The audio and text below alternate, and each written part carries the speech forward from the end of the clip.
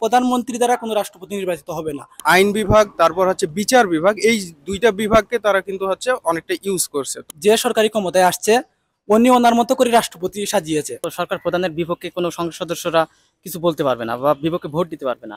তো এমন হইলে তো উন্নত বিশ্বে তো এরকম না, তারা সরকার প্রধানের বিপক্ষে ভোট দিতে পারে। একজন প্রধানমন্ত্রী ক্ষমতা থাকা কখনো উচিত নয়। একজন আদালতে একজন জজ বা একজন বিচারপতি সে কি বিচার করবে সেটা প্রধানমন্ত্রী বলে দিবে, সেটা বিচার করবে। এটা কখনো আমরা এরকম বাংলাদেশ চাই না, বা তার এমন ক্ষমতা আমরা চাই না। দুই টার্মের বেশি কেউ থাকতে পারবে না, তাহলে সবাই এরকম কাজ করতে চেষ্টা করবে যে সে যাতে ক্ষমতা যাওয়ার পরেও তার নামটা থেকে যায়। আর এখন হচ্ছে কি, আমি যদি 4-5 টার্ম থাকি, আমি থাকতে পারলাম, ক্ষমতার স্বাদ ভোগ করবো, পরে কি হবে দেখা যাবে। কিন্তু আমি যদি মনে করি যে এটাই আমার শেষ টার্ম, পরবর্তী আমার জনগণের সামনে সাধারণ মানুষের কাতারে দাঁড়াইতে হবে, তাইলে কিন্তু কেউ এই এটা করবে না। অতীতে যেগুলো দেখেছি, যে সরকারি ক্ষমতায় আসছে উনি ওনার মতো করে রাষ্ট্রপতি সাজিয়েছে।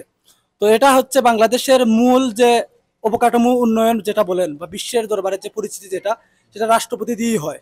তো রাষ্ট্রপতি সকল ক্ষমতার অধিকারী। আমরা চাই যে রাষ্ট্রপতি নিরপেক্ষ হবে, ওকে নিরপেক্ষভাবে যে সংসদে যারা রয়েছেন তারা নিরপেক্ষ ভোটে নির্বাচিত করবেন। কোনো প্রধানমন্ত্রী দ্বারা কোনো রাষ্ট্রপতি নির্বাচিত হবে না। বাংলাদেশের যে বিগত প্রধানমন্ত্রীগুলো ছিল, যারাই ছিল আসলে তারাই দেখা যাচ্ছে যে তারা অবশ্যই নির্বাহী বিভাগের অন্তর্গত ছিল, কিন্তু তারা দেখা যাচ্ছে যে যে আইন বিভাগটা আছে, আইন বিভাগ তারপর হচ্ছে বিচার বিভাগ, এই দুইটা বিভাগকে তারা কিন্তু হচ্ছে অনেকটা ইউজ করছে। সরকার পরিবর্তন হওয়ার ফলে আমাদের যে আশা আকাঙ্ক্ষা সেটা যদি বাস্তবায়ন করতে হয়, তাহলে আমার মনে হয় বাংলাদেশের সংবিধানটা আসলে চেঞ্জ করা দরকার। তো সরকার প্রধানের বিপক্ষে কোনো সংসদ সদস্যরা কিছু বলতে পারবে না বা বিপক্ষে ভোট দিতে পারবে না।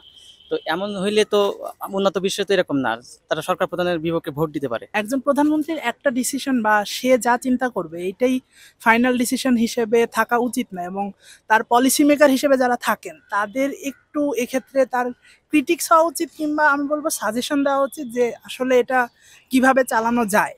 এবং তার ডিসিশন সবসময় সঠিক হবে এমনটা তো না, মানুষ মাত্রই ভুল হয়। তো এই কারণে একজন প্রধানমন্ত্রীর সব ডিসিশন কারেক্ট বা সব ডিসিশনকে ইমপ্লিমেন্ট করতে হবে, এইরকমটা কখনোই হওয়া উচিত। আমাদের যে প্রশাসনিক যে তিনটা বিভাগ আছে, অর্থাৎ নির্বাহী বিভাগ, আইন বিভাগ এবং বিচার বিভাগ, এই তিনটা জিনিসের আমাদের পৃথক থাকতে হবে। এই তিনটা জিনিস যাতে কোনোভাবে এক না হয়, অর্থাৎ নির্বাহী বিভাগ দ্বারা যদি আইন বিভাগ এবং বিচার বিভাগ যদি প্রভাবিত করতে না পারে, আমার মনে হয় একটি দেশের, যে কোনো দেশের প্রধানমন্ত্রীর ক্ষমতা এমনিতেই কমে যাবে। চাই না, কারণ বিচারপতি সে থাকবে হলো একজন নিরপেক্ষ, কোনো দলের না, বা সে যদি কোনো দেশের প্রধানমন্ত্রীও কথা শুনবে না। কারণ যেটা ন্যায় ন্যায়, অন্যায়কে অন্যায় বলবে। এবং আরো একটা জায়গায় সংস্কার করতে হবে, আরো একটা জায়গায় প্রধানমন্ত্রী যে হবে তার ক্ষমতা প্রয়োগ চলবে না, সেটা হলো প্রশাসন খাতে। বাংলাদেশের প্রেক্ষাপটে যদি আমরা দেখি, আসলে সংবিধানকে টোটালি ফলো করা হয় না। যখনই কোনো যে দলই ক্ষমতায় আসে তখনই তারা দেখা যায় ব্যক্তিকেন্দ্রিক শাসন ব্যবস্থা কায়েম করার চেষ্টা করে। তো আমার মনে হয় যে সংবিধানের প্রেক্ষিতে যদি রাষ্ট্র পরিচালনা করা হয়, বিশেষ করে সাংবিধানিক প্রতিষ্ঠান থেকে শুরু করে স্বায়ত্তশাসিত প্রতিষ্ঠান যেগুলো আছে, আমার মনে হয় তাদের আলাদা করে তাদের যে পাওয়ার তারা হোল্ড করে বা তারা ওনার, ওইটুকু তাদের এক্সিকিউট করতে দেওয়া উচিত।